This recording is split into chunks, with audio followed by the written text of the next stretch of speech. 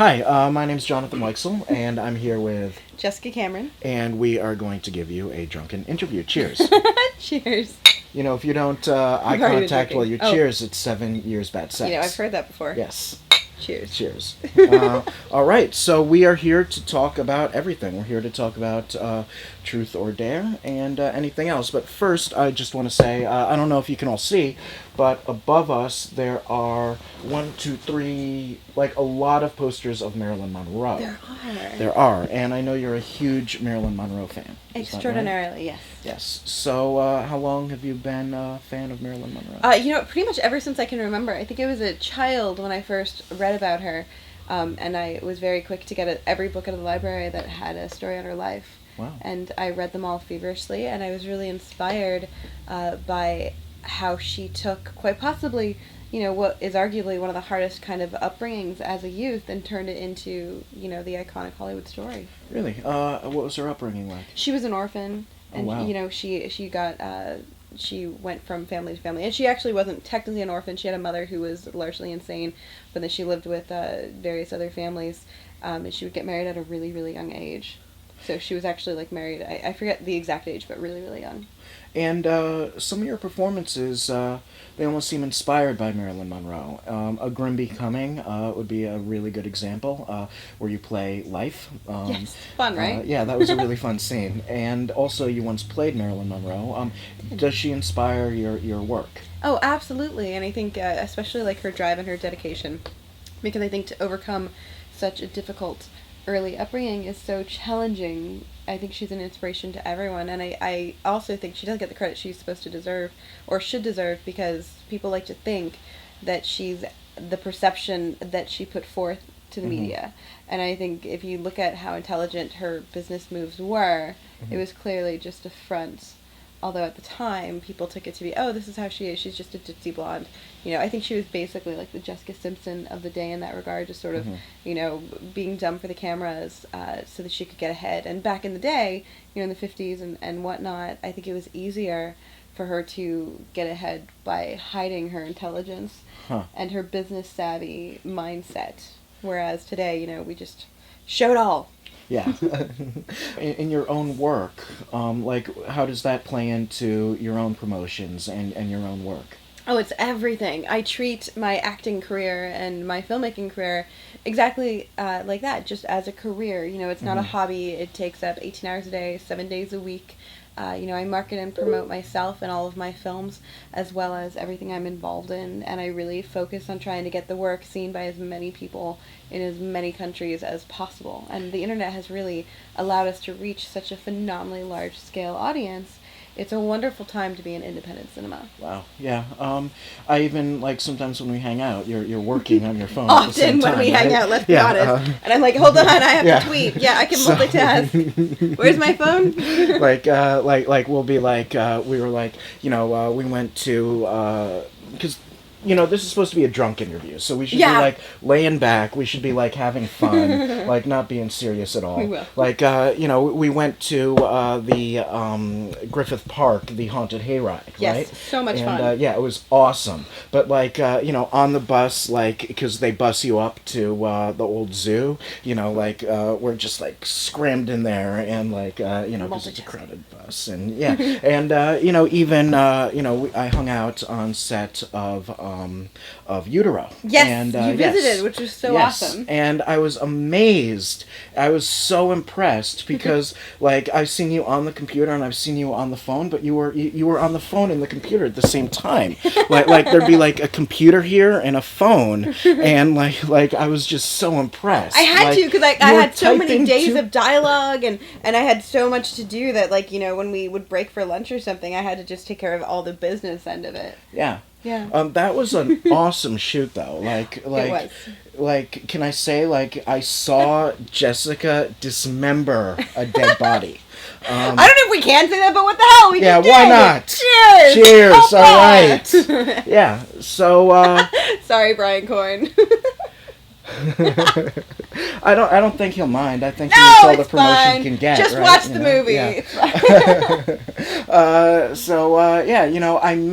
I still remember meeting you at the Gaylord Hotel Yes. at the HMS Bounty below the Gaylord Hotel, and Dave Rita introduced me to you.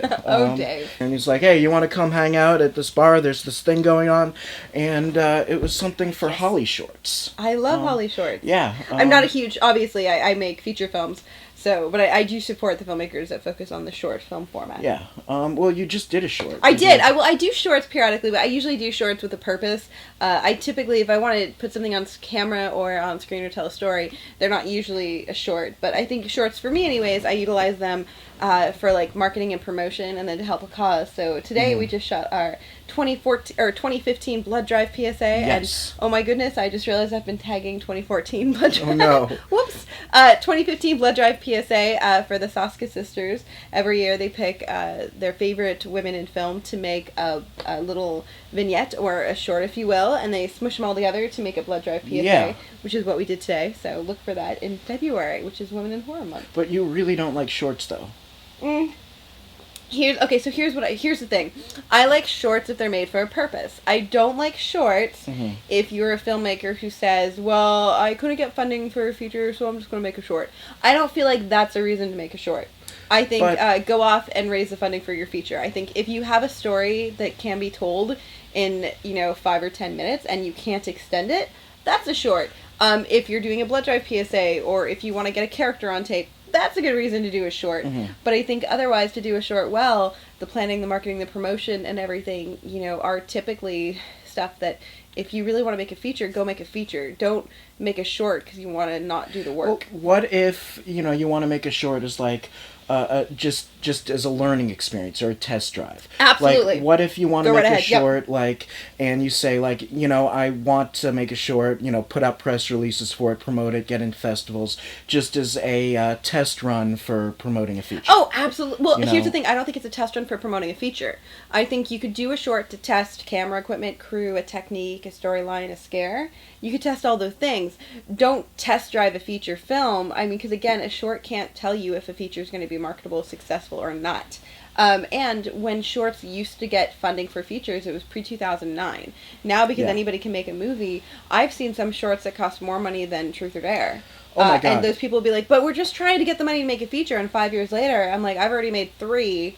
What are you doing? Yeah, no, I mean, I know a director who's making like $20,000 shorts, and that's ridiculous, and I think you know which director I'm talking about. Oh, probably. Yeah, but we'll have to confirm notes.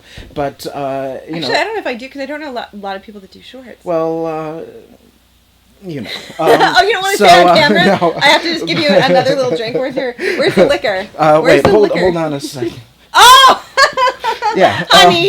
Honey, they're not making $20,000 shorts. They're just lying on Facebook about them being $20,000 shorts. They look cost good, like $3.10. I mean, they look They good. do. It's the best $3 she's ever spent. But, on the other hand, I think I gave that one away, didn't I? there are still people, I think, who make a short with a purpose. And then absolutely go do it. I hate those people who are just like too lazy to get the funding for a feature. It's like, if you want to do a feature, go do a feature. If you want to do a short, absolutely make a short. Jill Six is a great example of somebody. I was just gonna say. That was really she's like, I have this vision, and it's a self-contained story that can't be. There is no feature there, but it's a really good. It's a really great idea for a couple of minutes, and she does that, and she does it well. Yeah. That's why you do a short, not because you really want to do something else. No, I tell you, I never review shorts, but I reviewed that one. And I think it was the first short I had reviewed in 3 or 4 years, and the reason I reviewed it is because she did such a good job casting it. She had a great cast, Lawrence Harvey. Yep, and I think too, she has an idea in mind, and she does it well. I did the movie The Tour. Did you see that? Yeah, I saw The Tour. So The Tour was Damon Reichardt and Alex Mathiassen's first film they ever shot. Wow. So Alex has worked in the entertainment industry, but on the production side of it, and never his own stuff. And he works, I think, for MTV England or something like that. And Damon is just a film fan. So they made a short because they didn't want to get the funding together, because they were like, we could really suck at this. You know, we might do everything that we are told to do and just not do it well and might not be good at this. So that's a great reason to do a short when you don't want to take the money and chance it on a feature because you're not sure, you know. And they made a great short film. It really was. It had a really good twist at the end. Yep. Yeah, it was a really good... They did a really good job on that one. And great production value, you know, and, like, again, like, being really, really clever, you know, they found a great English manor in, I don't know, somewhere 2 hours north of England. Yeah. And flew Dorf and I out, and it was phenomenal. Yeah, it was really great. It was a nice... And, you know, if it was a feature, I probably would have hated it. Because, you know, it was really one of those movies that was, like, kind of a... Damon, don't listen.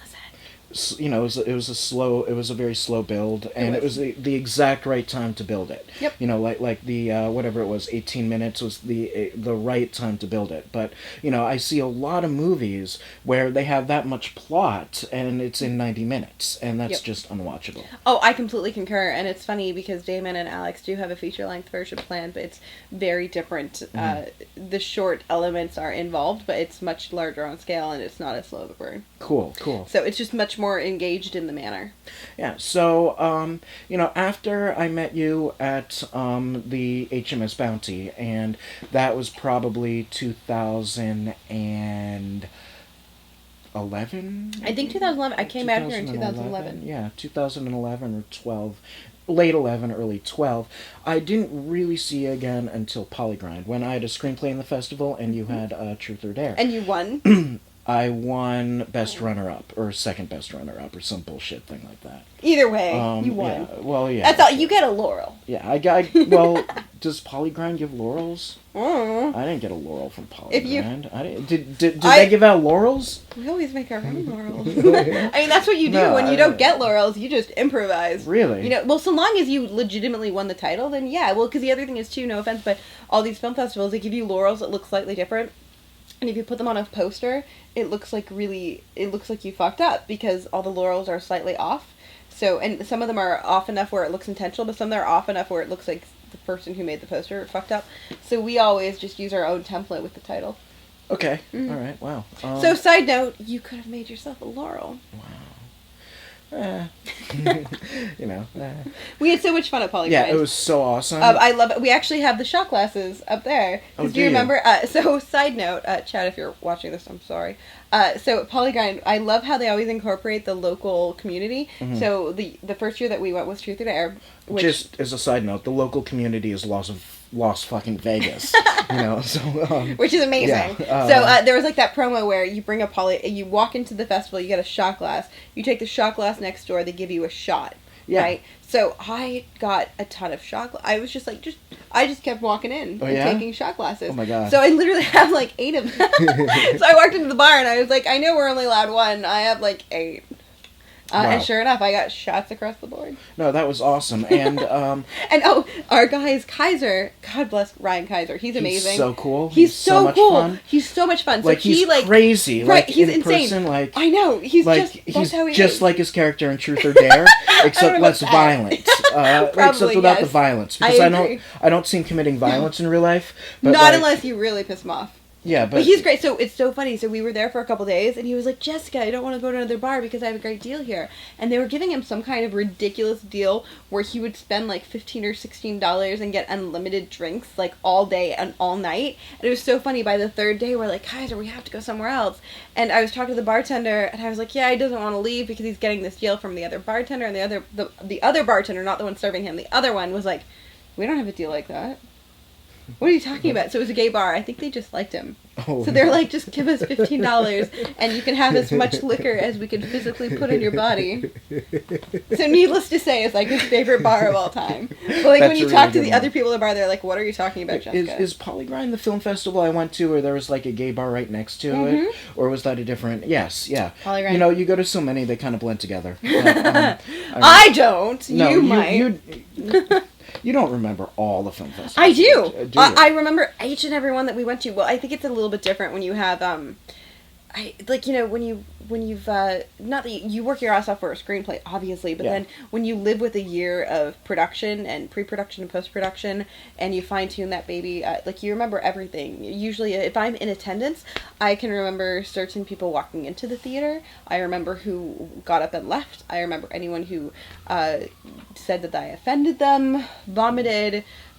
Came up and gave me a hug, or, I remember all of those things. Did people after screenings tell you they were offended by Truth or Dare? A couple people did too, mainly in Arizona.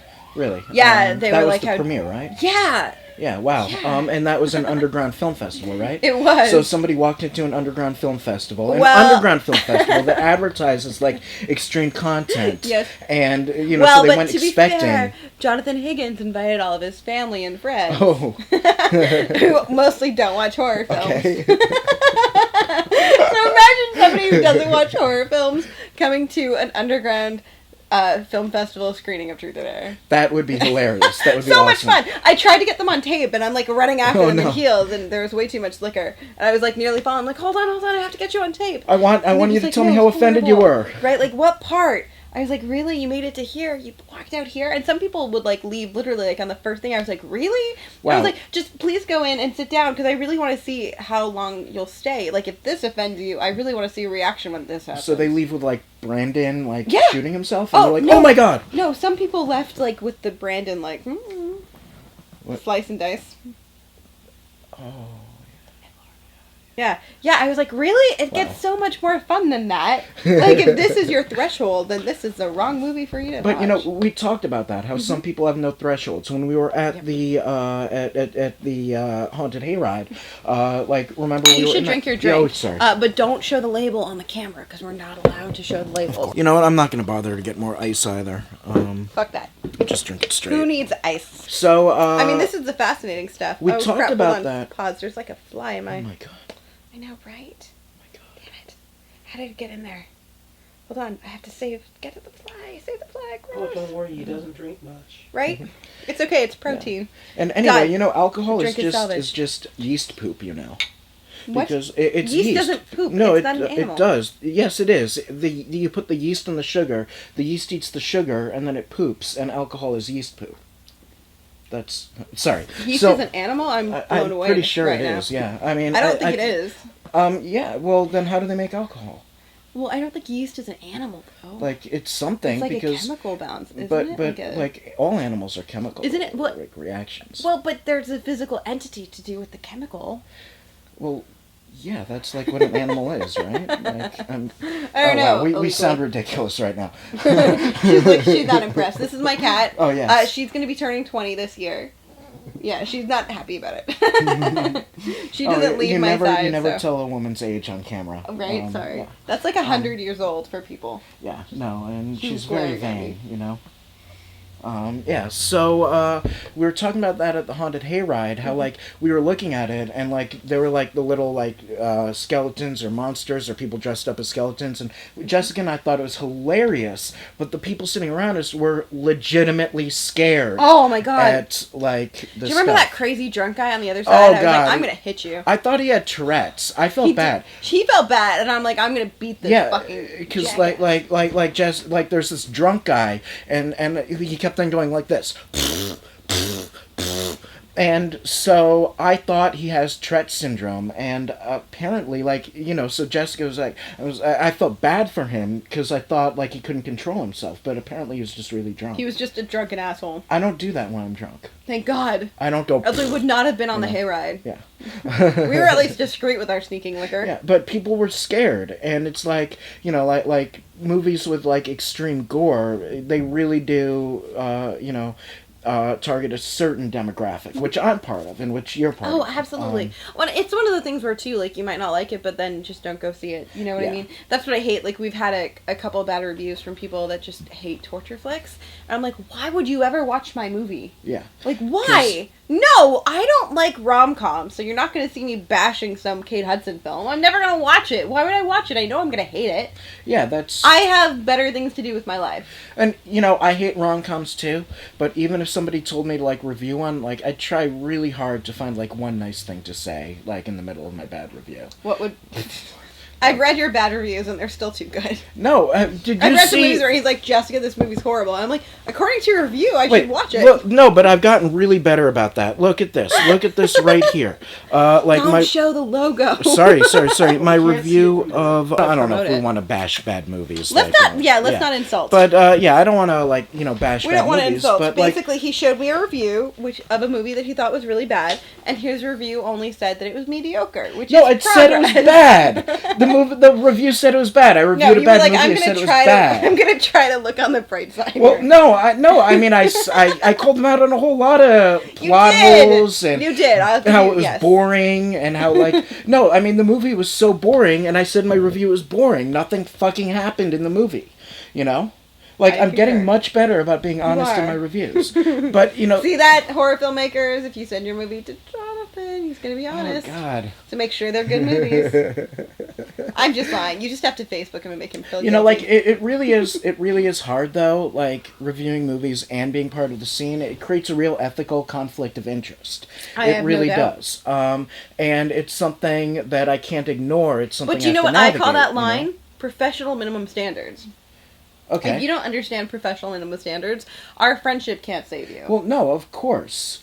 But so many people don't. Where you're like, do you not understand what makes a movie look good? Like, lighting. Yeah. Pretty broad. Learn it, live it, use it. If you don't light a scene, chances are I can't see what's going on. Or care. In my other recent review, that was the exact problem with the movie. The script was great, but it was lit so dark that I couldn't see what was going on. Oh, don't you hate that? Yeah. Especially with an independent film where you're like, you got the script right, really? Yeah. You fell short of the lights? No, it was ridiculous. I could show you the review later. But the script is great. I dug the script so much. I read all your reviews. You do not read all my reviews. Then how come I just showed you that review and I hadn't seen it? Because I've been working. I like to read your reviews, watch the movie, and then read your review again and be like, do I agree or do I disagree? Is he being nice or is he not being nice? Well, no, I mean, again, it's like I want to give I want to give honest reviews, but I don't want to give reviews that are gonna personally attack somebody or hurt somebody's feeling. And a lot of critics cross that line. I agree. Where and I call it malicious critics, intention. Yeah, they cross the line into personally attacking the filmmaker and saying XY filmmaker is just a horrible person for making this movie, and I want to slit their throat. Have you, dude? I can't tell you. I lose so much respect for reviewers if I read personal vendettas being bitched about. Yeah. I can't tell you. Here's the thing. So I love my friends, and I sometimes like their movies, and sometimes I don't.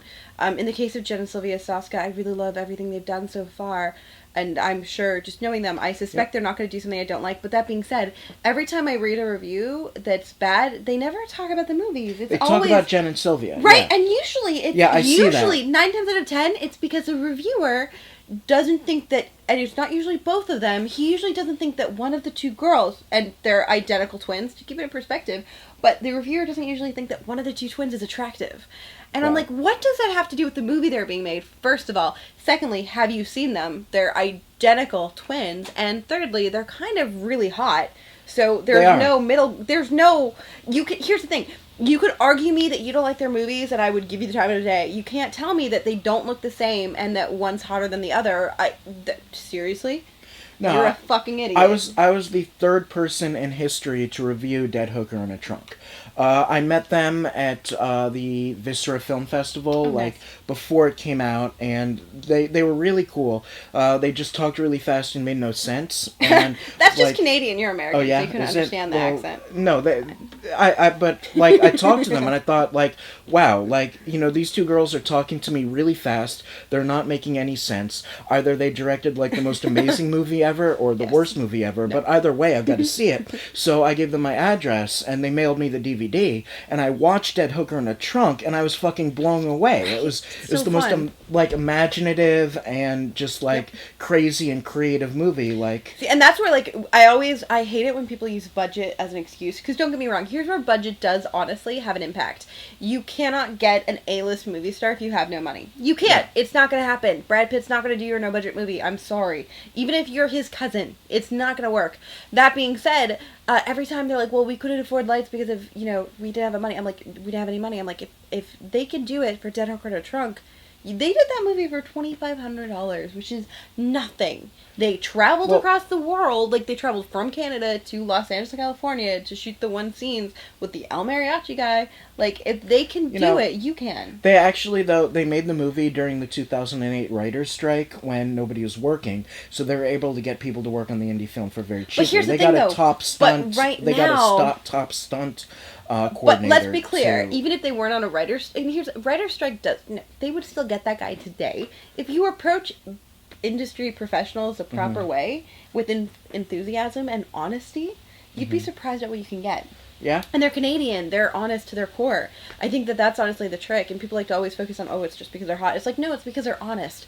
If you look somebody in the eye and you're like, I can't pay you. I really but I'm going to give you this. Like, I read, like, like more of the feminist reviews of their movies that just bash them. And those movies say, like, oh, these girls just discovered that men like breasts. And it's like, that's ridiculous. Because if you look at the stripping scene in American Mary, it's a really angry scene. Yeah. Like the way it's shot and the way the male gaze is used, the way the club owner is looking at them. Not to mention the fact that you actually don't have nudity in scenes that other Hollywood films of that comparable type would have nudity. Yeah. Oh, in the rape scene, there's no nudity. Like, you don't see Catherine Isabella's fully clothed. Yeah. But like the way, her movements are like over exaggerated in a way where like it's making fun of those scenes, and I just want to say I use male gaze. I know that term, so obviously I'm educated about these things. So like like feminists who like say that scene is sexist are just looking for that, and then like they are, but they're gonna say that too. It's so shocking every time I read one of those reviews. I'm like, it's as though they like are angry about the fact that there's a stripping scene from a strip club in a movie, and it's like, have you been in any major city? Strip clubs exist.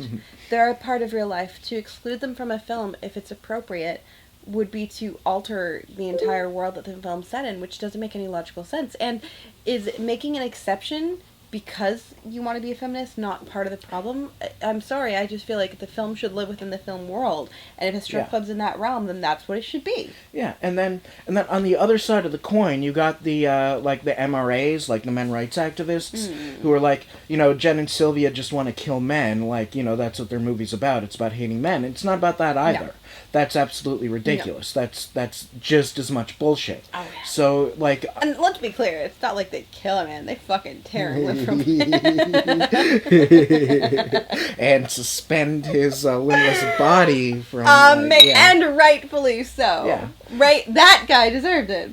I know you can't see it all. You have so many DVDs. I do. You have. I'm a fan of the film. You are, and I know this about you. Like, I know that, like, like you watch, like, everything. And listen, usually, like, literally, if I'm not on a film set or if I'm not traveling for pre-pro or location scouting, then I am literally here on my laptop with a movie playing, either on Netflix or something, and we have Netflix, we have Hulu, and then we literally have a ton of films, and we literally just watch films 24/7, 18 hours a day.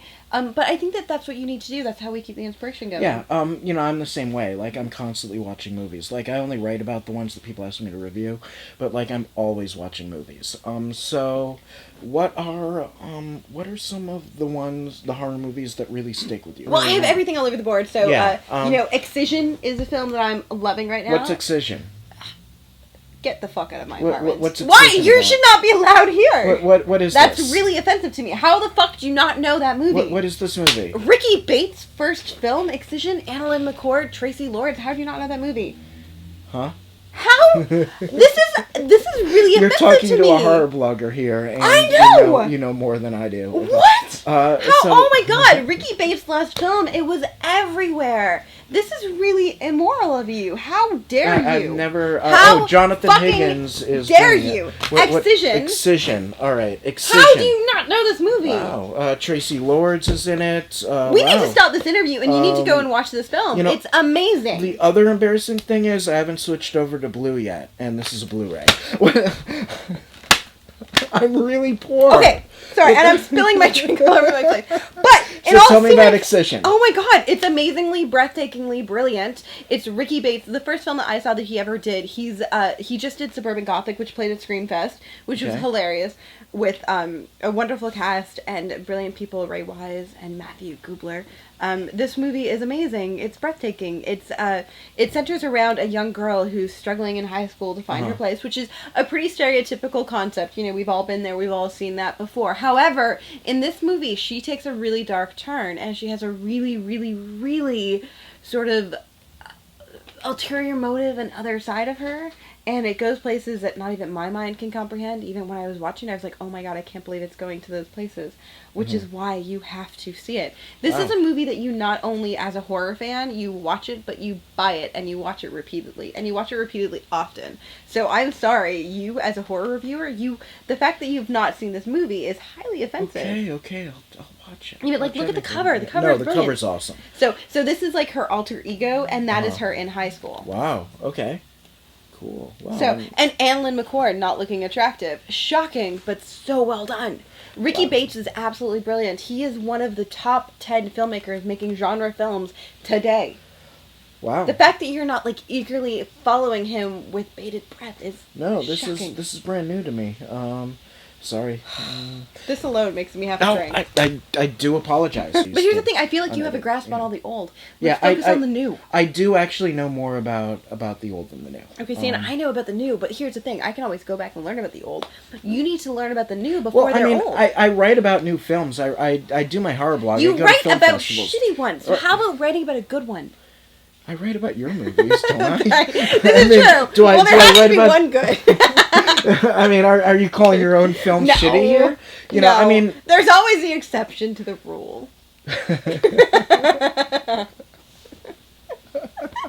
No, I mean, I write about, like, you know, whatever somebody sends me. If it's Ricky good. Bates, you should send him your movie. I want to see honest reviews. Yeah, I mean, that's it means more when I get a good one, if I know that you're truthful. That's what I try to do that, you know, that's what I really try to do. It's just, I'm always afraid of crossing the line. Like, you know, when I was doing corporate management, what you'd always say is, like, the positive sandwich. Like, if you want to give criticism, say something positive, give the criticism, and then after the criticism, say something positive. But am I the only one who finds that to be complete and utter bullshit? But I mean, it's not, though. But it is, because it takes like twice or three times as long, and it's bullshit. It might be. Anybody with a brain in their head is like, the only reason why you gave me that compliment is because you didn't want me to feel the sting of the truth. When you're dealing with telemarketers who are very sensitive people all day, and you want them to actually follow your feedback without getting offended, that's what you have to do. So what you're saying is I shouldn't yell at the telemarketers when they call me? No, you should give them a positive sandwich. I don't do that. You know what I do? What do you do? Do you want to know what I do? What do you do? I will scream bloody murder into the cell phone. You know what? That's funny, because what I do is I start giving them feedback on their call. Like, they'll give their pitch, and then at the end of the pitch, I'll be like, you know, like, there was a lot, like, you articulated yourself well. I could understand every word you said, but it just sounded a little dead. There was no passion, and it was kind of boring, and you kind of sounded like you didn't want to be there. So what I would do is, you should put a little more passion into your call, and just a little more oomph into it. But, again, a great articulation. How does a telemarketer give oomph?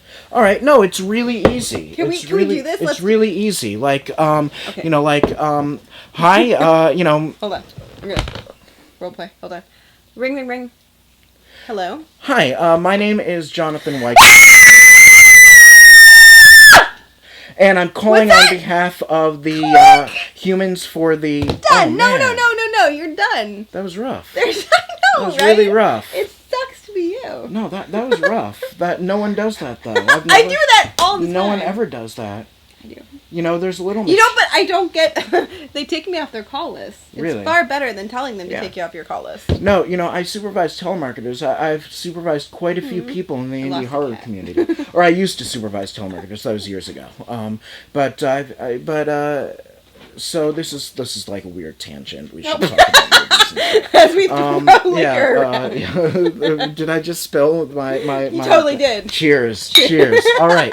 So what we were talking about was movies, and how I do know, like, a lot of the older movies. And Okay, but let's talk about new, because here's the thing. You can always I can find a million reviews on a film that's from the 80s. But the older movies are so much better. I'd rather watch them. Well, but I'm sorry, I don't feel like you're watching decent new material to make that call. You haven't even seen or heard of Excision. I'm sorry. I'm sorry, you are not up to date on your current cinema.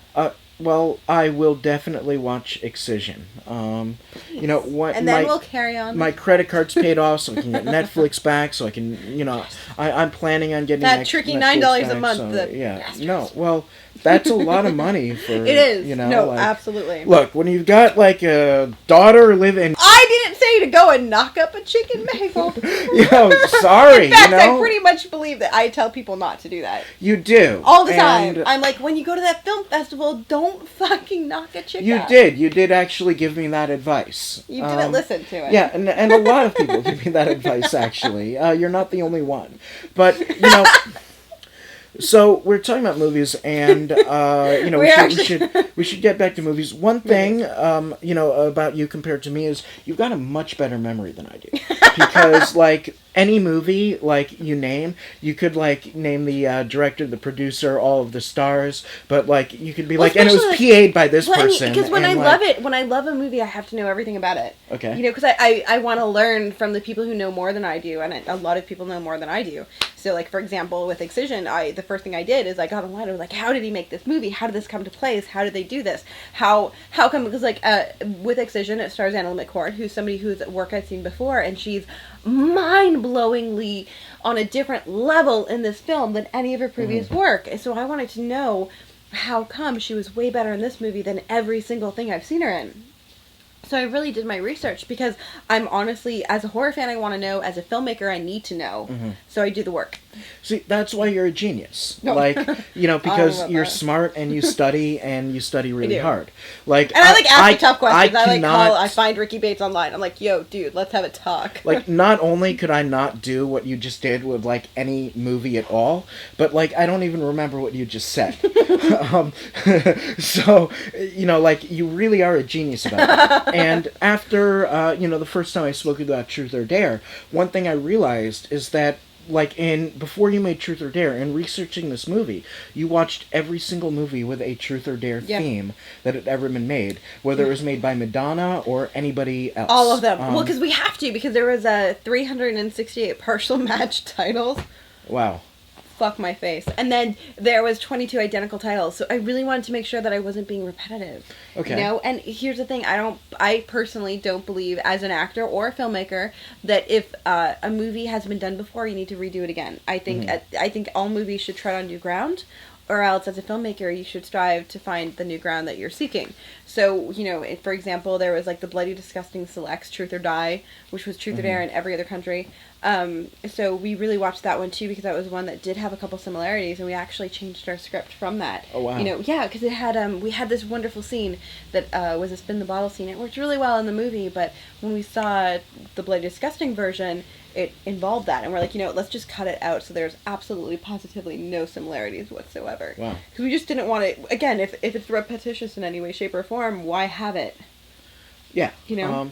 As a horror fan, I hate that. Every time I see a movie, if they're, like, obviously copying or repeating, or if it appears as though they are, I'm like, why would they do that? Just change it. Like, as a horror fan, there's so much that I want to see that I haven't seen. There's so much that you can do that I haven't seen. There is more than anybody could possibly watch. Oh, yeah. Absolutely. Yeah, there really is. And, you know, that being said, there being so much content out there, it's hard to stand out. So, what are some of the things you do to stand out? Well, I think when you love a story, I think tell it with reckless abandon. We had a lot of people trying to be like, you can't do that, Jessica. You know, people are going to be offended. Fuck them. If they're offended, that's their problem. And I've always been that way. Like, in high school, you know, I would always wear cute little short skirts and cute little clothing, and they're like, Jessica, you're going to offend somebody. I was like, fuck that. That's their problem. And it really is, especially today. You know, I think a story should be told how the story is meant to unfold, and not for fear of offending this one or two people over here. Because the reality of the matter is, no matter what you do, you're going to piss somebody off. So, at the end of the day, so long as you do and go where the story should go, at least you can stand your ground and say, I get it, it's not your cup of tea. However, the movie is what it should be. You know, and I think that's crucial. People are so offended nowadays. People are offended by everything. They are. I usually, ironically, if I try to offend you, I'm not going to be successful. When I don't try, that's usually when people are like, you really offended me. I'm like, I can't fucking win. You know, it's funny. I've seen Truth or Dare. Like, I've been in a bunch of festivals where Truth or Dare was. Because your scripts keeps winning awards. Polygrind, R.I.P., Shockfest. How great was R.I.P.? That was an so much fun. Festival. But anyway, I love LJ. I know you do. Yeah. He is a. He's a gem. Yeah, he is. And a snazzy dresser too. He is. Yeah. So he always outdresses me at festivals. It's kind of annoying. Seriously, LJ, stop it. But I remember, like, I saw it at Polygrind, I saw it at R.I.P., and then I saw it at Shockfest. And at Polygrind and R.I.P., like, I watch a lot of horror, so nothing shocks me. But then all of a sudden, when I saw it at Shockfest, the glass chewing scene, I all of a sudden, like, oh my god. I've seen this, like, 3 or 4 times, and all of a sudden, the glass chewing scene, like, you know, made me gag a little bit. And, like, it was just so weird to me. I love that. The fact that we're able to make you gag is amazing. Yeah. No, it really is, because you know what my favorite movie of all time is Cannibal Holocaust. Such a good film. I've seen that more than anything else. So you have seen Cannibal Holocaust? Oh, absolutely. Yes. Yeah. I am not offended by the turtle killing scene. I'm sorry. Neither it's a turtle. They sell turtles. It's not like it's a cat. I mean, it's right. And they killed it to eat it. It better not be a cat. I mean, well, and that's my thing is, like, here's the thing: if an animal is going to die, no matter what, because it's a commonly eaten food, and then they eat the animal when they kill it, here's the thing: if humans were edible and we were a delicacy, and you were to kill me, I'd hope you film it, because at least you're going to film it and eat me. Okay. Yeah. At least the tortoise is a star. Yeah. Yeah. He died the best possible tortoise way. That's actually, I think, John Waters. I'm so going to get hate mail for this. John Waters said something like that about, like, pink flamingos, where like, you know, the chicken fucking scene, where they fuck the chickens, afterwards, and then he said, well, you know, we did eat the chickens, but they were more lucky than other chickens that get eaten, because they get to be a star. Mm-hmm. And that is totally, like, true. Like, the tortoise got to be a star. Yep. Well, here's the thing. He was going to die anyways. Yeah. He was tortoise soup. Yeah. No matter how you spin that, he was going. No, I've seen Cannibal Holocaust probably more than, like, any other movie, probably.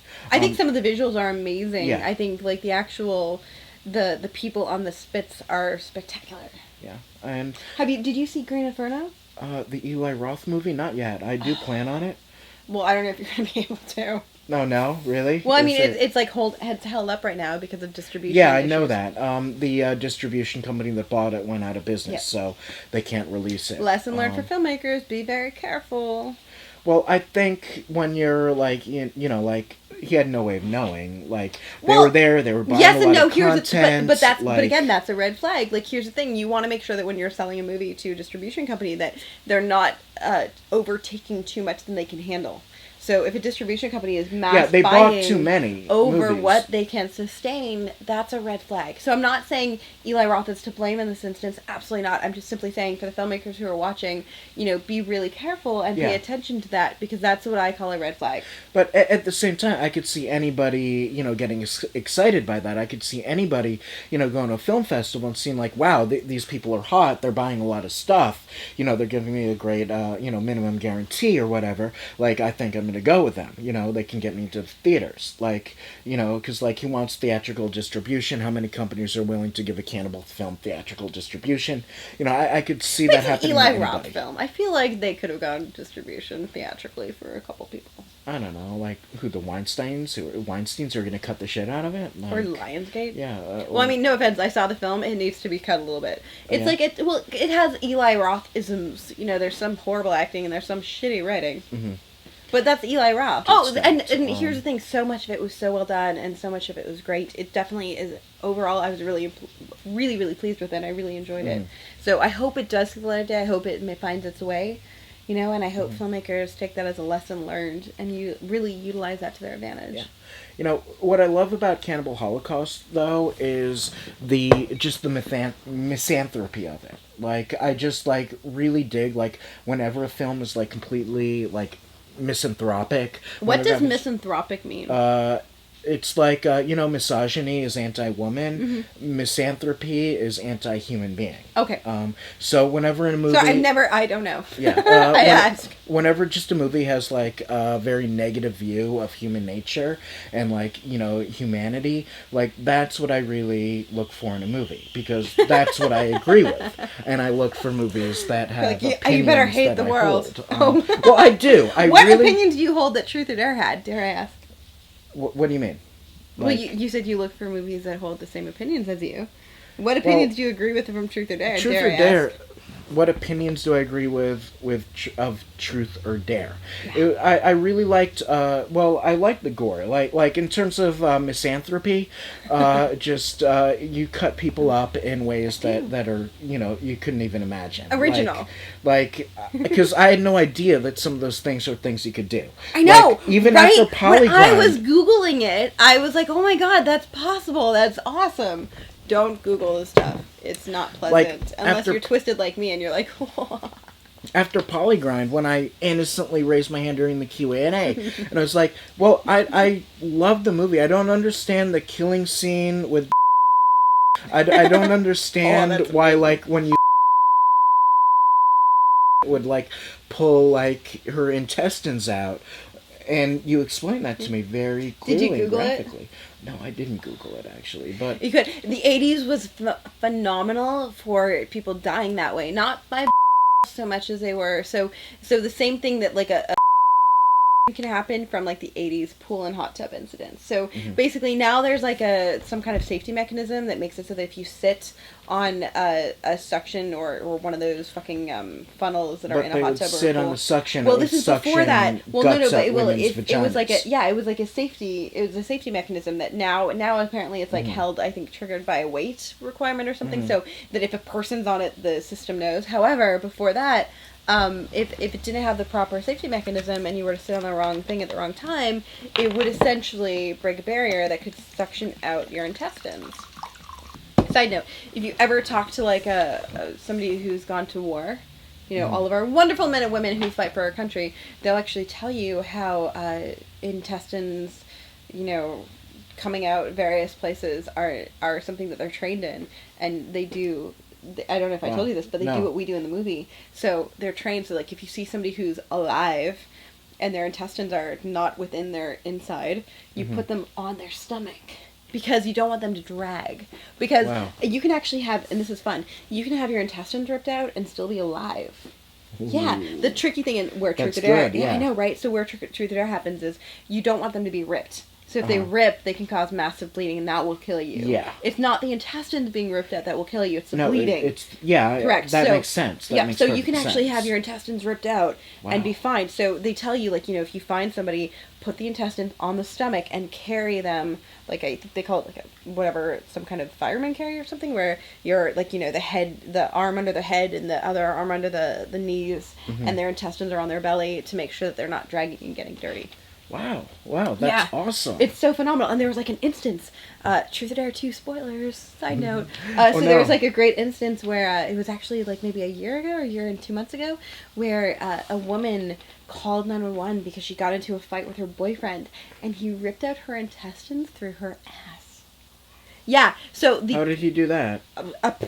He got really angry and, like, fucking shoved his hand up there and ripped at her intestines. And the funny thing is, there's, like, reports of the police and the fire department people coming into the house and finding her in the corner and being like, what do we do? Her intestines are hanging out of her bum. Oh, no. What do we do? And the same thing, they're like, put them on her stomach, carry her, and we'll try to save her life. So, you do... Like, you look at a lot of transition. gore online. I do. A lot of it. Well, because you have to research it. And that, like, inspires you. Yes. So, what's the attraction to you of just, like, hardcore gore? Well, I think it's motivated gore. I think so long as it makes sense in terms of what the character would or would not do, I find it fascinating. And I find the actual scientific explanation behind it so interesting. And I'm shocked at how little... past films have focused on that. Oh. So I think it's like a lot of the time it's something like nobody's ever done this. Why not? There's documented proof that this is how this happened. I want to do that. I want to show that on camera. hate people and like seeing them ripped apart. Like, you You're know, far meaner than I am. Does that make me more simple than you or more complex? I'm not sure. Depends on your POV. It does, really. So you were asking me what else I liked about Truth or Dare. Yes. So I really liked that, you know, how contemporary it was. It's and very how it was contemporary. about like modern like society. Because a lot of movies, you know, from the 60s, 70s, or 80s, I love them, but they don't have a lot of relevance to today. They don't. And now, like, there's, like, such a trend on the low-budget circuit of everyone's trying to do, like, period pieces 80 because they're like... throwbacks, yeah, because they're like, well, we don't want to have to write out why they can't talk on the phone. Yeah. Or, it's like, guys, come on. It's not only that, but it's also kind of like they're dealing with issues that people dealt with in the 80s. Like, if you write a period piece, the only reason to write a period piece is to have the period characters go through issues that people go through today. Like, I guess the classic example of that would be, like, Gone with the Wind. Like, Gone with the Wind took place after the Civil War, but, you know, Scarlett O'Hara was really a modern woman from 1939. You know, and, like, but I don't see that parallel. Want to know a secret? I've never seen Gone with the Wind. You would love it. It's not a horror film. Why the fuck would I care? You love Marilyn Monroe, and she's I not in do, horror movies. but that's the exception. No, not you the would norm. you would actually really love Gone Why? with the Wind. Just well, if you like Marilyn Monroe and you kind of like that, like it's a story about a woman who it's been a long time since I saw it now, but you would just like Scarlett O'Hara's story arc very much, because like she lives through the war. She's very poor. She's struggling. She you know, is like trying to pick vegetables in a garden, and she holds her hand up to the sky and she says, "As God is my witness, I will never go hungry again." And then, like, she figures out, like, how to not go hungry, but then, like, you know, she hooks up with a guy, and he rejects her. So that's like me when I realized social media marketing, where I'm like, God is my witness. Yeah, I do think you might 2010. see those, like, parallels as being, like the daughter of, like, factory owner in Canada, like, moving to Hollywood and, like, becoming a Hollywood, like, person. Like, there are parallels between Gone with the Wind and you. So, I definitely... Awesome. I will check it out now. Not that Gone with the Wind gives the most... Like, for 1939, it was a very positive portrayal of a woman in that situation. Probably for 2015... What year are we? 15? Yeah, it's probably not. But I do think... Well, but I think we have to keep in mind it was, you know... Yeah, it was 1939. I do think there would be, like, parallels that you would identify with strongly. Well, now I'll actually watch it. Yeah, but we were talking about Truth or Dare. We keep on getting sidelined from talking about Truth or Dare. So I think with Truth or Dare, you know, like, it wasn't an 80s throwback. It dealt with things that, like, you know, things that people think about today in terms of social media and that kind of popularity, especially with, like, Ryan Kaiser's character. Like, you know, the one thing that always sticks out for me with that movie, beyond the gore, is just Ryan Kaiser, like, staring at the computer and being like, 1 million hits. You know, like that is really, like, I think Steven Spielberg said, like, in every good movie, there's one shot or one scene that, like, just exemplifies what that movie's about. That's what that movie's about, is Ryan Kaiser being like, 1 million hits. Yeah. Like just all crazy and shit, you know? And that's what I really like about it, because I think a lot of people don't have the courage or the imagination to write about today. And you wrote something or you directed something that's really about just, like, what people do today. Well, and that's what interests me, honestly, right now. And it's not to say that I won't ever do a throwback film, but, like, today I'm so interested and fascinated by... Don't ever do a throwback film. I'm so interested in what's going on now. You know, that's where I live. It's where I thrive. It's what I find fascinating. So who knows if I will, but right now I'm not going. I'm not interested at all. With so much indie film, like, it just does not have anything to say about, like, what's going on today. Like, it has nothing to say. It like, has everything to say about what went on in, like, 1978. But to me, like, the other thing is there's so many great movies from that period. Why the fuck would you try to do a movie from then when technology has advanced so much? Like, it has to be really driven by the plot, and I find that often it's not so much driven by the plot as it is an excuse to not have cell phones. Totally. Like, I love the original Friday the 13th. But, like, you Amazing. could... Like, I was born the year it was made. So I really And don't now we remember know how old you are. 1978. But... Shit. Excise that. But, no, I'm just kidding. I was born the year it was made, so I don't really remember 1978 too much. Like, I do know, like, the culture of 1978, and I know how amazing that movie would have been to somebody watching it. Because, like, you see the teenagers killed off one by one, and it disguises itself as a typical exploitation film, where they're being killed because they, like, had sex or did drugs or anything. But at the end of the movie, you find that they're being killed by, like, the all-American housewife. Like, who grew up in the 50s and 60s. And she's killing them because of something that happened in, 20 years ago. So, all of a sudden you say... Spoiler. I'm sorry, everybody's seen this movie. So, all of a sudden, like, you see it and you say, like, holy shit, I'm a teenager in 1978 watching this movie, and I think it's about me being killed because I'm me, but it's actually me being killed because my parents were them. And that's rebellion, and that's rebellious. Mm-hmm. That's what I love about horror, is that, like, it really can wake people up to just, like, get up and, just, fuck this shit. Like, I'm gonna just, like, fuck it, and that's what I like about Truth or Dare too, is that it's just like, fuck it, like whatever, You have no idea how many times we said that on set. We're like, fuck it. Yeah, that's like that, just like old school, like, punk rock attitude, but about, like, modern shit. That's what I dig about Truth or Dare. Awesome. Did that answer your question? Absolutely. This is Princess Leia. Wow, hello, Princess Leia. You're the new one, right? She's the youngest of the crew. The new one. Are we on? I got her at the Cat Film Festival. Yeah. Wow, there's a Cat Film Festival. Of course there is. It's Los Angeles, California. So, we were talking about what I liked about Truth or Dare.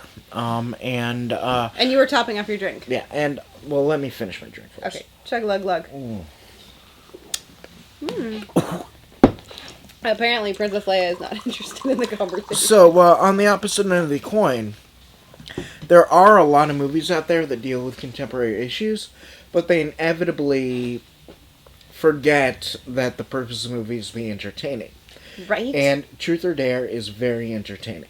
Thank you. That's actually one of my pet peeves. I was like, if I have the desire to look at my phone during the 90-minute runtime, you failed. You made a very entertaining movie.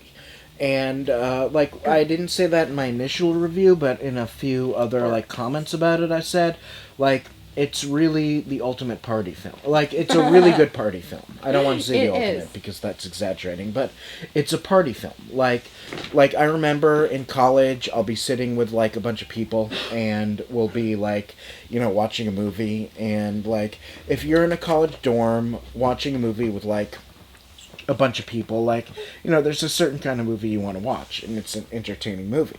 And you made an entertaining party film, like a film you would want to watch in a party.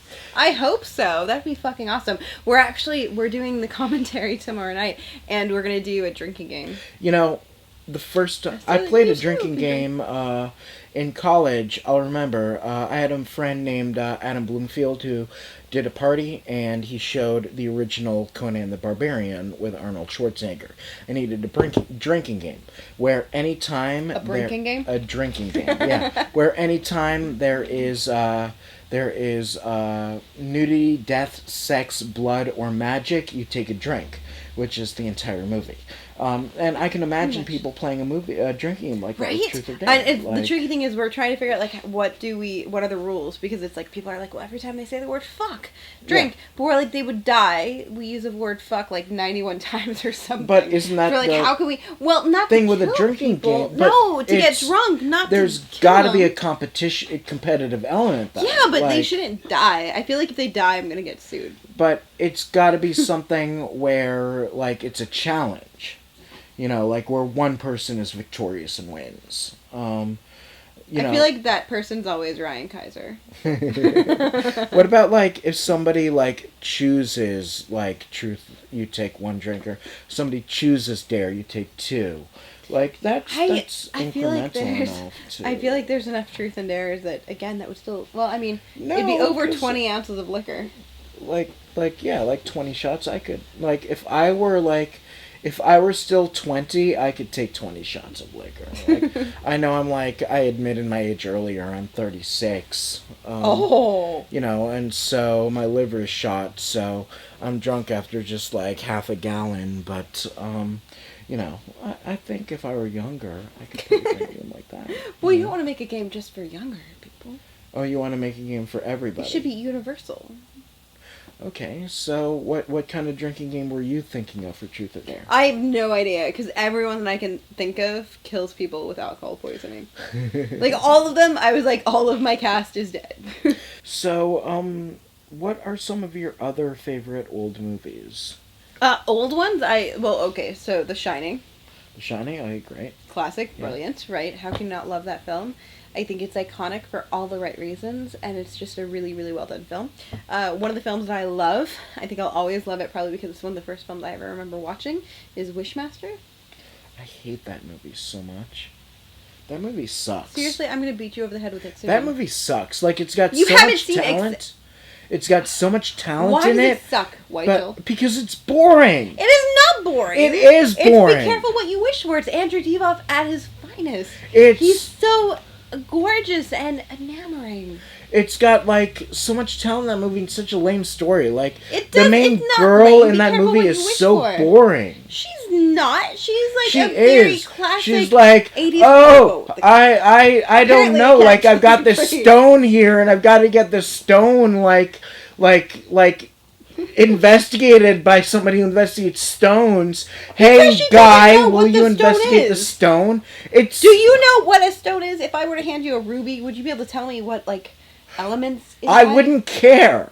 Well, but if you wanted to get it evaluated, you'd have to get somebody who evaluated the stone properly. If I were somebody who, like, worked with stones, I would know if something was valuable or not by looking at it. She does not. She was like an antique dealer or something. She doesn't work with stones that specifically. movie She is had to send so bad. Like that movie sucks. No, I really do not like Wishmaster. You're wrong. It's No, a great I'm film. right. You're It's wrong. a great film. You're wrong. It's a great fucking film. How can you not like it? Be careful what you 'Cause wish for. The scene where Andrew Divoff turns a sales clerk into a mannequin is fucking brilliant. Be careful what you wish for. I want to be beautiful forever. Like, I love, You're a mannequin. you know, That was amazing. You didn't see that coming. the director. I love his the special effects he does Bob in other Kurtzman movies. Yes, is his name. Bob. Yeah, K and the PKR. No, I he just- hasn't been with KNBFX in K and BFF. It's or not whatever. KNBFX. Whatever. He hasn't been with them for I'm a long, long sorry. time. He's actually based in Ohio now. He did Really? Tusk. Really? Okay. Mm-hmm. You know, Tusk. He's I with haven't- Precinct You know, I 13. didn't even see Tusk. Because I was like, I love the Human Centipede. Why would I want to see Kevin Smith's ripoff? Human Even Centipede Kevin- is about Kevin building Smith- a ecological system that is self-sustaining, being able to feed one person by mouth, and they can feed And I each love other. that movie, by But the that way. is It's one of my not favorite okay. But that movies. is vastly different than Kevin Smith Tucks, where it centers around a lonely man who just wants a walrus friend. Oh, come on. Even Kevin Smith, in his He just wants a podcast, he said, walrus. I want to rip off Human Centipede. It was a joke. But it's... Do you need me to tell you the definition of a joke? Because that's what that was. What was it? So it's It was a really joke. He was a making different that story funny. from Human Centipede. It's, yes, it I centers love on- Human it's- Centipede. First of all, it's set in Canada, so it's a completely different movie. Just Oh, by that yeah, alone. right. Yeah, because, like, Canada's Canada is such a completely different different. country from the United States. Like, you've got such Human a... Centipede was not set in the United States. Germany, sorry. Like, Which is Canada's such a very different country different than Germany. Canada or the United States, Like, just so we're clear. No, Yes, it is actually Like- vastly different. we live in a worldwide, like, network now. It doesn't matter. It's still You very know different. that because of no, your, like... I do, but they're very different. I'm telling you, Germany is different than the USA. USA is different than Canada. Alright, and so it's Canada about and Germany are Americans in completely- Germany No, who it's get about an kidnapped American. by- It's about one guy. He's not kidnapped. He goes to do a podcast with an old recluse who then captures him because he wants to turn him into a walrus. Which is very different than the scientists trying to make like a human system to feed So each it's other. it's like She Creature from the early 90s. She Creature. It was Is it Zarkov. she creature or sea creature? She Creature. I've She never Creature. heard of it. It's the son of Samuel Zarkov did a series for Showtime where he remade his father's old American International pictures for Showtime, and he remade one called She Creature, which is about a mermaid that eats people. Not a mermaid, it's a walrus. He doesn't eat Oh, people. I'm sorry, and walrus. He's being made into. It was a hot female but it doesn't. mermaid. It's totally though. different because he's being made into a walrus by force. Because the old reclusive millionaire wants a friend, and his last friend was a walrus. Like Human Centipede and She Creature combined, I guess. No, you can't say that No, when you I haven't mean- seen the movie. You're making Okay, I judgments. haven't seen Don't the make movie. judgments. You're right, See the you're right, movie you're right. and objectively watch it and say, is this good or bad? Don't. Seth at More Horror watch it. was begging me to watch Tusk, and I was busy at that time, and I didn't have that much of an Doing interest. what? Your Mexican baby mama isn't taking up all your I've time. I've got a daughter in Mexico. I've got a job to do. I've got a lot of That doesn't writing really to matter. do. I'm working on The writing is screenplays. They're You know, good I do screenplays. screenplays. I do movie reviews. Did you even read my latest one? I haven't yet. I will. know- I swear. You know, I mean, I sent you that screenplay like Did. a month ago. I've been busy. Well, you know, like, we're best friends. You could at least, like, read my screenplays. And I will, I promise. mean, It's literally the first on my list to review as soon as, or to read through as soon as I get done. The ones that have money. the ones with money behind them. The money comes first. I know, I But understand I how have the to because business like they have a works. dollar sign. If you have a Yeah. dollar sign, I have to read your shit. But also, they also have a timestamp because it's like if you don't read this and let us know if you want to do this role, then we're gonna move on to another actor. So I'm like, fuck, okay, read But it. what do you even care? You produce your own stuff now. Well, Like, because I still want to do other people's movies that are inspiring and really well written. I've read some amazing scripts where I'm like, oh my god, I would kill to be involved with this. And if they want me to produce, that's great. I'll do that. If they want me to act, I'll do that. Like they're just so phenomenal. I have to be I involved. mean, it's totally a script that's ready to go. It's not something that needs I know, work. but it I doesn't put a lot have of dollar work into, dollar bills, y'all. you know, but it's not attached. an expensive movie either. It's got very limited locations. Okay, fine. Here's the thing: if Kevin Smith is watching this, maybe he'll fund your movie. Who No, knows? I mean, I Make do it happen, Kevin believe. Smith. It doesn't even have to be Kevin Smith. Like, weird people fund horror movies. Like, whatever. Like, You say weird, I say awesome people. awesome fund horror people. movies. Like, you know, Mel Gibson is Mel Brooks has funded more horror movies than you would imagine. Like, vastly different. Mel like- Gibson like, or yeah. Mel Brooks. No, Mel Brooks. Side note: Yeah, do you know in Mania the two female leads? Their names are Mel and Brooke. because you like Mel Brooks. I saw him speak live recently. Really? Yes. How was that? It was awesome. It was at a screening of you know. It couldn't have been that good if you don't remember what No, it it was. was a screening It of was his, really great. his I best forget movie. everything about it. His best Which is movie what? that I forget because I'm drunk. You know, the one about, like, racism and I have Western no shit, idea. you Give me a know? title. Like, you know, the title Any is title Blazing would work. Saddles. Blazing Saddles. There's a screening of Blazing Saddles. That only took I me saw- 5 minutes. Yeah, because I'm sorry, you know, I don't have this like I wonder this about Distracted with the cat, you have like- such a good memory, but it's like better than most people's. Like You can't tell all my secrets. like it's better than like mine, and no matter how much you drink, your memory just doesn't go away. Like, you have a really good memory. Like, what's your IQ? Like, I can't say You that. must I be would a never genius. work Like- again. like In fact, I was part of a special advanced program in Canada called Okay. ST21, which was Science, Technology, and Math of the 21st Century, and it was decided to be at 2 schools in all of Canada, and only with the highest IQ students. So I was a Wow. part of that, and I was actually the second highest in the entire program in the country. Brian Bradley, who I don't know where the fuck he is now, but he always came in first. And it was always like the bane of my existence. I would get like 98 on a math test in our triple advanced math class. I'd be like, yeah, fucking top that, Brian, 98%. And he'd like look at me and then show me his, and it was like 99. I'd be like, fuck. wow. No, like, I mean, I think you know, like, I'm friends with like a lot of people who don't like you, and A lot of people don't like me. Here's the thing: jealousy is really rampant in the city. But they and there's a lot like, of people who also don't make movies, and as soon as you make a movie, you're like the bad guy because you did what they keep trying to do, or worse, in this town, what they tell everybody they do. And here I am going, you didn't make a movie. No, You made like a 2-minute short like 7 years ago. Like, I mean, That's I've got not really a movie, does it? Not really. I mean, I've got like a lot of friends who are like very intelligent who are like, why are you friends with I Jessica? feel like that's debatable. Like, As far as like, and intelligence. then they try to tell me how to be friends with you, and like there are things they say, and like one of the things they say is like, like, oh, she's an idiot, and like the first thing I knew about you when I met you is that you're much smarter But than I am. ironically, the reality of the matter is these people have never spoken to me. Many, if not all of them, I've never even said hello to. They're making assumptions and whatnot. And again, when somebody says something like that without ever speaking to the person, it says more about them than it does about the person they're speaking with, whether it's me or somebody else. Like, even, like, recently, like, people just send me, like, messages about you. Let me open Is up this my... turning into like the I Hate Jessica Cameron show? No, like, it's like, but it's, like, weird, because it's, like... There's like this weird fascination because people are like, how did she make a movie? I'm like, it's really simple. It started with getting a camera. Like, Here's the thing. Making a movie is not difficult. If I can do it, anybody can.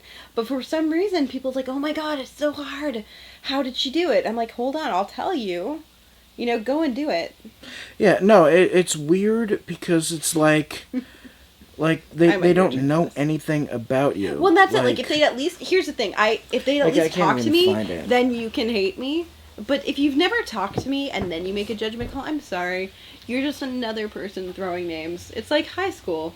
No, well, the one thing that's funny that, like, like my friends who don't like you, like, complain about is that, like, they say Jessica tries too hard. But, like, my friends who say that are people who don't try at all. I know, like, right? But I'm sorry. Here's the thing. You have to work your ass up in this industry. Yeah, and it's like, but like they say, like, oh, she tries too hard, and it's like, but you don't try at all. Like, you're a slacker. You're a literal 90s slacker, that from the 1990s, and you're still like, slacking off. The people that you just mentioned have never made a feature film. They call themselves filmmakers, and yet they made a short film 6 years ago. Get over yourself. Get a fucking life. Get a job, and then you can criticize me.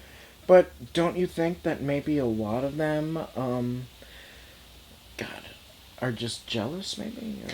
Here's the thing. I think I don't want to make... Again, I don't want to make any assumptions. I don't give them the time of day. I never think about it. Because I think a lot I of just think it... they're failed people. They suck at life. And I pity them. And that's the only thought I give them. Like, a lot of it, like, is just ideological, though. Like, for example, there's a huge debate going on in our country about the role that social media plays in interpersonal relationships. Mm-hmm. And there are two sides of that debate. One side says that it's like a place for people to keep in touch with friends and family and say what's going on. And the other side says it's a place for me to promote what I'm doing as an entrepreneur. These people might be like, oh, I hate Jessica, she's always promoting her work. They don't have any work to promote. But what if you're, somebody on, like, Facebook or Twitter or something who just wants to keep up with your friends and, or your family, and that's what, Facebook is bad for you. You might feel threatened by somebody who's using the same medium to promote themselves. Well, but again, if you feel threatened, that's your problem. You need to adjust your mindset. And here's the thing, if you honestly feel threatened, there's so many precautions that you can take to fix that. Like, you can make it so that you don't actively, like, follow everybody's update, but that they're still your friends. You can check on them when you want to, but you don't have to see everything they read. But even Facebook itself, like, plays a role in that debate, and Facebook seems to be taking the side of the person with 50 Facebook friends who just wants to keep in touch with their family, because Facebook wants to charge people to promote their work. Like, well, but that's just because they have the chance. It's not because they agree with that is simply because they're like, there's an opportunity here to make profit. I don't But you're talking actually about think one that's social true. media I marketplace think, over and above. I think it's more ideological than like, as a for-profit thing. Like it's money. Facebook gets money from investors. No, it's money. It's because they see the opportunity to Facebook make gets money from selling stock. They don't get money from a guy like do. a girl They paying like actually get $20 to promote they their get post. billions of dollars from No, doing no, that. they don't. Yes, They get do. billions of dollars from people buying stock in Facebook. I'm gonna Google this right now. They get so much money from people fucking spending money on advertising every year. No, yes, they do. Like they do. It's $1. Here's the thing: when it comes like to business, Vice.com or Huffington fellas. Post, but they don't really care about the small business owner. Like they really seem to be discouraging the small business. No, owner. they're not discouraging. They're just trying to make a profit off of it. Yeah. They're encouraging. They want you to do it. No, they want content that people click on so they see the sidebar ads. They're not interested in like the person promoting their small business. Yeah, they are, which is why they make it so easy.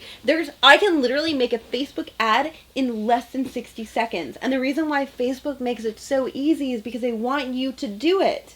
That's why. It seems like they don't want you to do it. It seems like wrong. It's not part of their business model. No, it absolutely is. Why do you think they make it so easy? No, it's really simple. If you want to make it difficult, make it something that takes you 10 or 15 minutes, which they easily could do. It's just all these pop-up windows. If they were to quadruple the number of pop-up windows that you'd have to fill out in order, it is so easy. I could do it right now in the amount of time that we're arguing. All I have to do is input my credit card number and tell them what to content. do. No, it's their not. Their business model is like memes and like Huffington Post articles and BuzzFeed. Facebook makes $3 million a day on mobile ads from small business owners. So when you tell me that it's actually not a financial thing, I'm sorry, you're wrong. It's $3 million a day. That's a drop in the bucket compared to what it costs to run a server like that. $3 million a day more than what you're making. But a server like that. But it's also like I don't spend as much as Facebook. It doesn't matter. Like, I'm just saying it comes down to dollars. They're just trying to make money. No, when you compare like what Facebook they're spends on server ads to like post all those photos and videos. Trust me, they're making a ton of profit. No, you don't have to worry about what they're spending. They're making a lot of money. I actually don't think Facebook makes a profit. If they made a profit, they'd release their numbers, but they won't release how much money they make. Don't want because. I don't tell you how much money I make. It's none of your business. How invested in the stock market are you? Because I've been heavily invested since 2007, to which I have focused primarily. Facebook is like the modern equivalent of like a penny stock from the 90s. No, you're like it is no, so it's not, a bubble. You know no, Facebook is a bubble. Do you know anything about penny stocks? Yes, because so first of all, then like you my should know. family.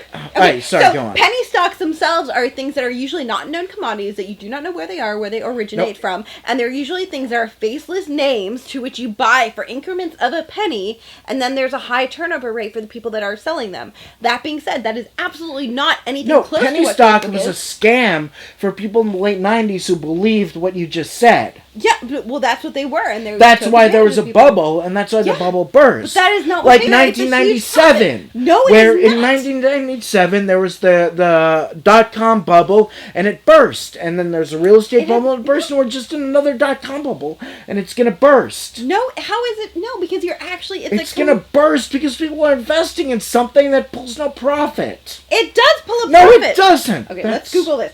Facebook actually makes a ton of profit. It's arguably one of the most. You know what? successful When the companies of economy all time. crashes, this will be on tape. Dude, you are. Facebook sells $3 million a day in advertising. Name me another company that does that.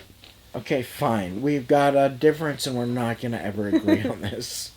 And suddenly it takes me. Hold on. It takes me longer to Google what I've been drinking. I was once working a telemarketing job. You were once working a telemarketing job? Yes. And the boss, there's this woman there who was always complaining like she was getting the short end of the stick in many different ways.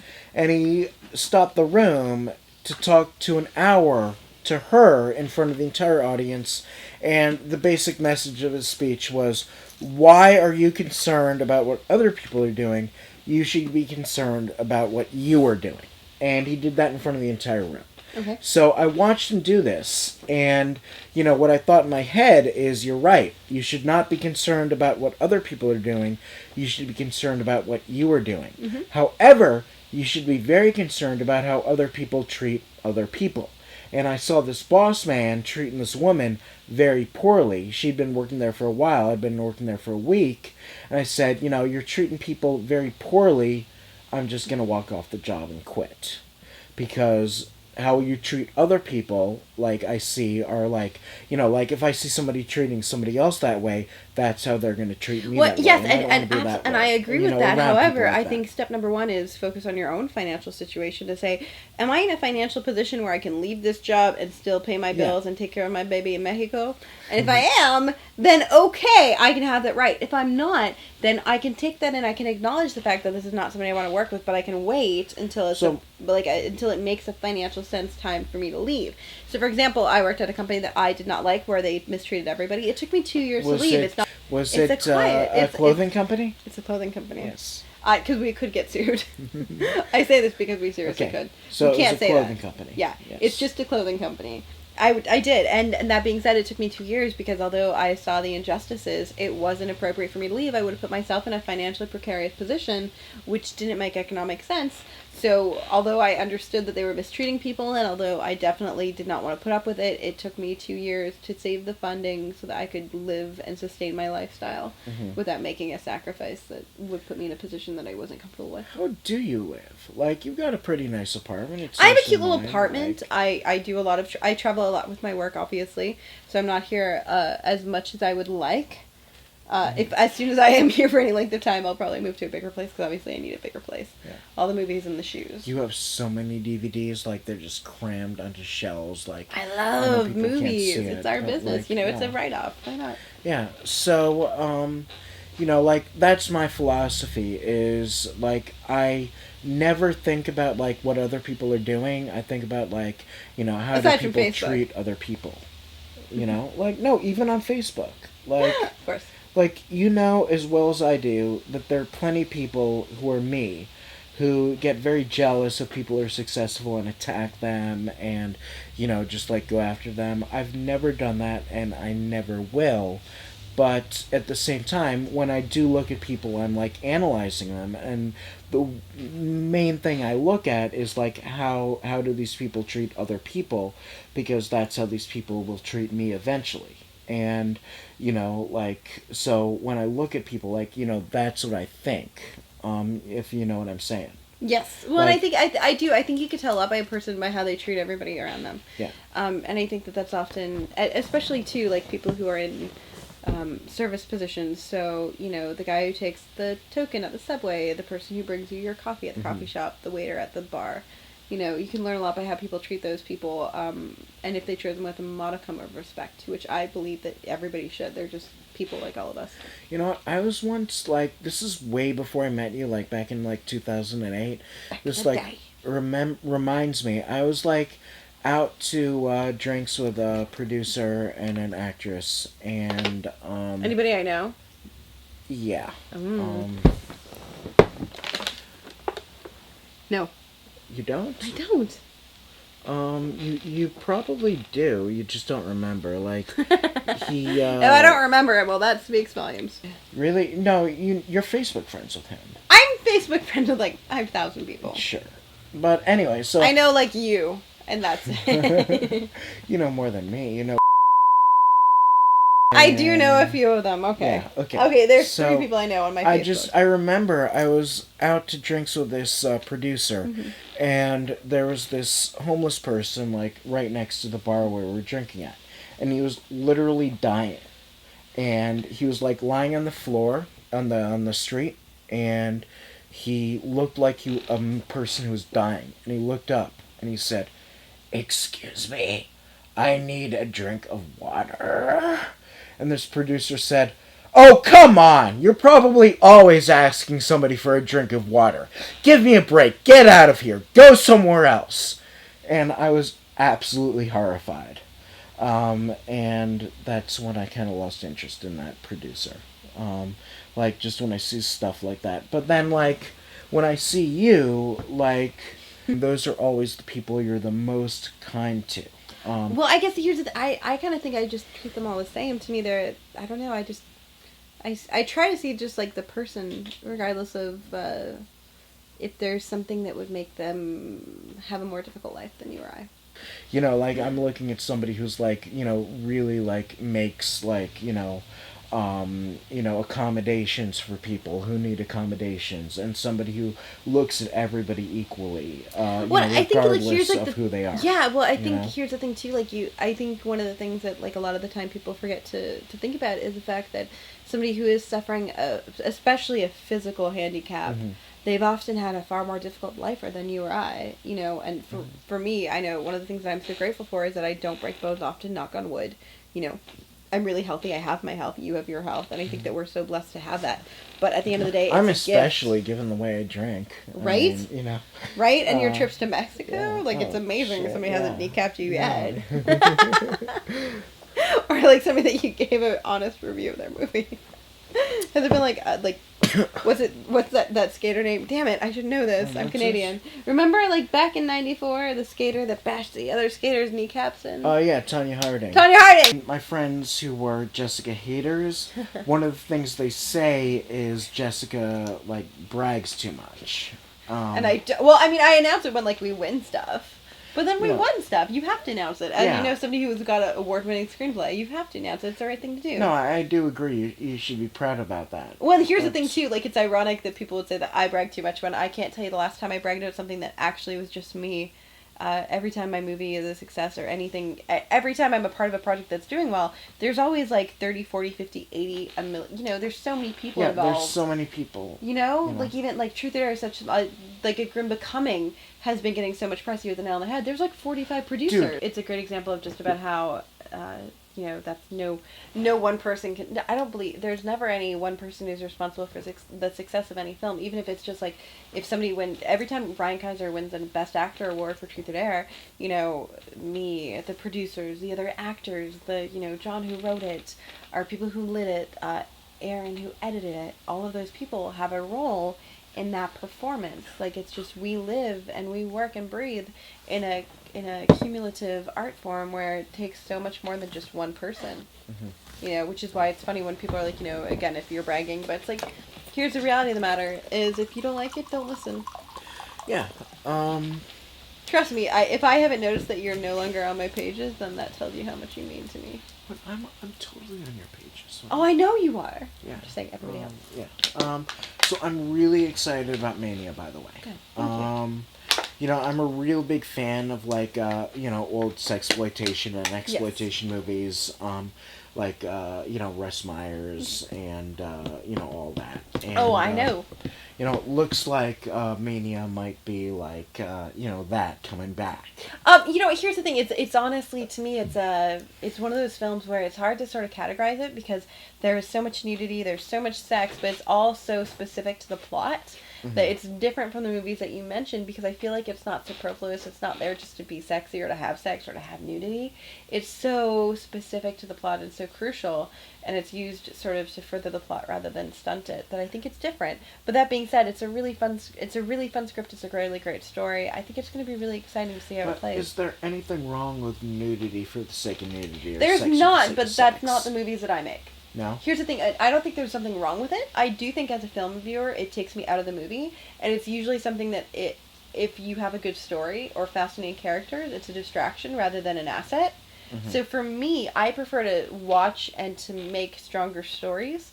And therefore, nudity and sex scenes are very rarely used because if they don't enhance it, to me, they hurt it. That being said, in Mania, all of the nudity and all of the sex is crucial to the plot line. It's crucial to the characters. So I think you'll get to see what I mean when you actually watch the film. So what's Mania about? Mania is about a young lady who suffers from manic depression and bipolar. And she is basically managing it with pills, and travesty strikes when she doesn't use them, and she goes off of them. So pretty much her and her lover decide to go on the run when she does something bad. And as they run trying to figure out what they're going to do, the young manic girl continues to take out her aggressions in a very wrong way, and by the time her lover finds out, it's too late to do anything about it. So it's sort of like really fun, fucked up lesbian love story. Because it really is, one woman's story about trying to save the most important person in the world to her. But then, not necessarily doing the right things. Doing what she thinks is the right things at the right time. So, what made you decide to make a movie about lesbians on the run? I love the lesbian story. sex? I love the story. It was such a good story. It was something that wasn't being done before, that I'd never seen, and much like Truth or Dare, I just felt as a fan, this is what I wanted to watch. Mm-hmm. And nobody was making it. And I was like, why does this not exist? This is a great story. This should exist. This should be in the world. And if something's in the world that I want to watch, if I can't find it, then I make it. Totally, like extreme content right now, like people are so afraid of it. Like they're afraid of criticism, they're afraid of whatever. Here's the thing, you get criticism whether you're mean to or not, you get criticism whether you're safe. So I say fuck it and make what you want to watch. At least, cool. Here's the thing, if everybody hates it, at least if you made something that you want to watch, it's not for nothing. So, name a couple lesbian on the run stories that have moved you or inspired you to make. Here's the thing, it wasn't at all inspired by that in any capacity.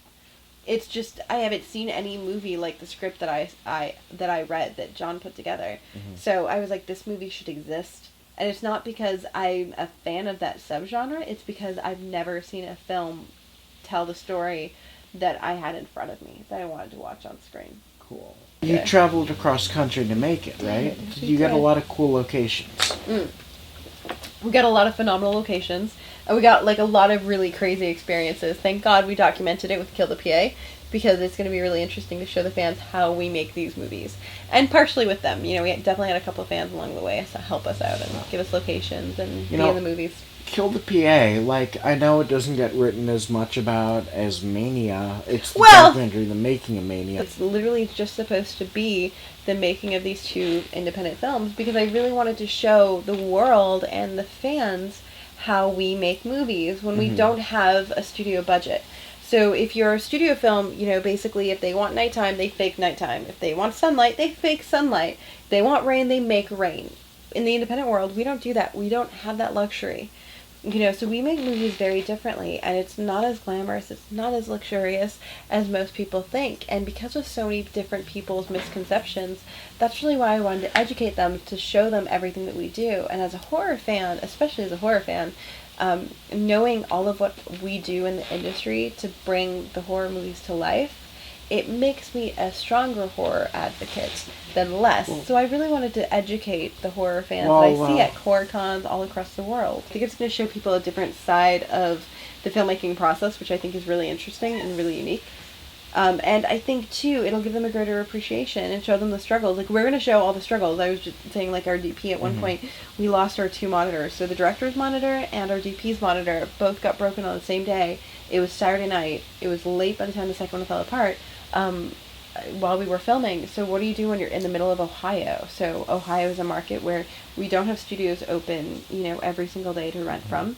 We have people that do film equipment, but there's very few of them, and they're specialty shops, and they're open, limited hours, Monday through Friday, because of the demand or lack thereof.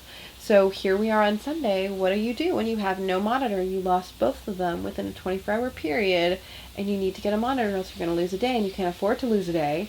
So we ended up going to Walmart at 2 a.m. and getting a 19-inch television, hooking it up to the TV, finding an external power source, and having my wonderful special effects guy, who is this big, strong, muscular man, carrying around the 19-inch television so that we could focus, so that we wouldn't lose a day while we got a hold of one of the rental companies, just rent us one. So you're a person whose life is very public, on social media. For better or worse. For better or worse. Is there anything you think people will learn about you from watching this documentary that maybe they wouldn't have known before? Well, people are usually, when people see me working, they're usually amazed at how calm and level-headed I am, comparatively, because a lot of the time people lose their shit on set, and I'm not usually one who does that. So usually I'm like, okay, there's a problem. What can we do to fix it? And people are usually amazed that I'm able to problem solve to the degree that I am. But that's really the business that I'm in. They just aren't aware of that. So if they knew that was the business, then they would understand it better, I think. So I think they'll be really surprised by that. I think they'll be shocked by how much thought goes into everything, particularly everything I do. You know, because everything I do, there's a reason for it. Everything. Whether it be marketing, promotion, my acting, there's always reason behind everything. You might not know why I do what I do, but I can tell you. I don't do anything just as a fluke. It doesn't just happen. Yeah, It's I understand work, that. you know. Yeah. You know, especially the social media. Like, I understand the importance of marketing. A lot of people don't. Like, I mean, I just paid on a director's film who I love his movies. It's his 9th movie, and I love his movies. But he's not on Facebook, not on Twitter, not on social media at all. And he always complains about how he can't get distribution. And, like, I tell him, like, gee, I wonder why. But... See? But again, ignorance is bliss for some people. And I think, like, that's the other thing that'll be really interesting is I hope that we'll inspire people just to do what we do. Because everything that we do, that's the irony, is, like, whenever haters are hating on me and lying about their own lives, I'm like, well, why don't you just go out and give me some competition? Mm-hmm. You know, you really hate how, you hate all the success that I have. Go out and get your own. That would really teach me a lesson. Like, if you fucking get the Best Film of the Year award in lieu of my movie, that would teach me a much better lesson than gossiping on Facebook while your last short film was 7 years ago. Do you believe in the afterlife? Do you believe in the paranormal? Yes, 110%. Really? Yeah. I don't at all. Really? I'm a complete atheist. Well, but being an atheist and not believing in the paranormal are two very different things. No, they're not. I don't believe in... Atheist is somebody who doesn't believe in God. It's not necessarily that they don't believe in paranormal. But how could the paranormal exist without a supreme being? It just doesn't have to be God. You might have a supreme being. Who knows? Well, if you believe in a supreme being, you believe in God, it doesn't matter what name you give it. Well, I think that depends on who you speak to. I've met atheists who believe in something, but it's not God, and they don't believe that God itself exists. So it just depends on your perspective. So they're agnostics, but that doesn't make them atheists. Well, if you talk to them, they would tell you they're atheists. That being said, noted that you're not. I do believe in a higher power. I do believe. I don't want to label it as any specific religion. Because I'm not really I'm not a Christian, I'm not necessarily a Catholic, I'm somewhere in between all of the above and then some, Yeah, no, I myself was raised Jewish, went to a Jesuit university, and, I'm actually not an atheist, I just said that I'm more an agnostic, but, so, do you believe in ghosts? I do. Really? Mm-hmm. Have you had any experiences that made you, I did.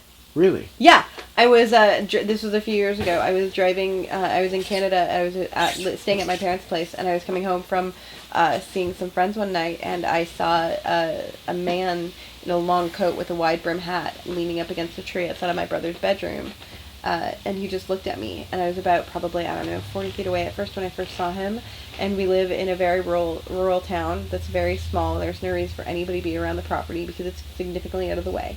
I didn't see a car at the time, so I assumed that he was a lookout, and that my parents were being robbed, right, because he was looking towards the driveway, which was incredibly long. When was this? How old were you?